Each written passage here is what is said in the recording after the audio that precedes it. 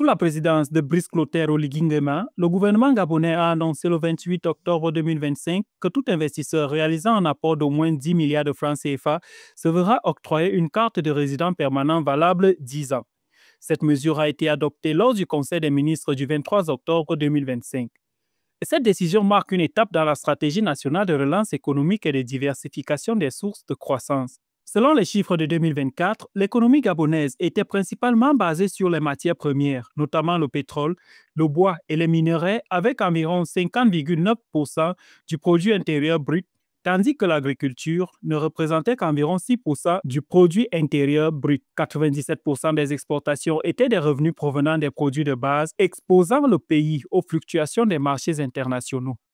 Je crois que c'est une mesure qui portera ses fruits dans les prochaines années. C'est une décision importante.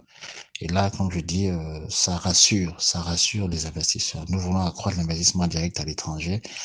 Et je crois que c'est un point important en termes d'amélioration du climat des affaires. Il faut rassurer toute personne qui n'a pas de capitaux. Il faut qu'ils se sentent chez eux, il faut qu'ils se sentent en confiance. Pour les investisseurs, cette mesure faciliterait leur ancrage à long terme, mais sa réussite dépendra d'une mise en œuvre claire, basée sur la transparence, la sécurité juridique et les retombées locales réelles. Des secteurs comme l'agro-industrie, le tourisme, l'énergie verte ou les infrastructures logistiques sont particulièrement ciblés.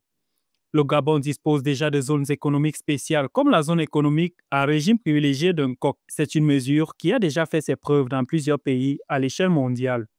Nous avons par exemple aux États-Unis le programme Visa EB50, qui est en fait pour tout investissement minimum entre 800 000, de 800 000 et 1 million 50 000 dollars, il faut créer au moins 10 emplois.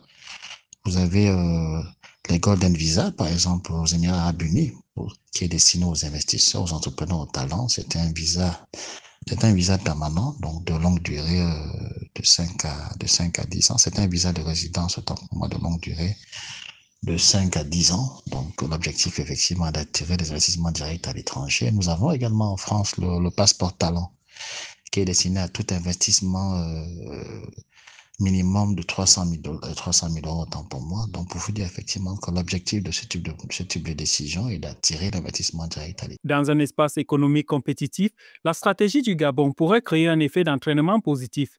En effet, cela pourrait permettre d'harmoniser les politiques d'investissement au sein de la CEMA, faciliter la mobilité du capital ou encore renforcer la coopération économique régionale.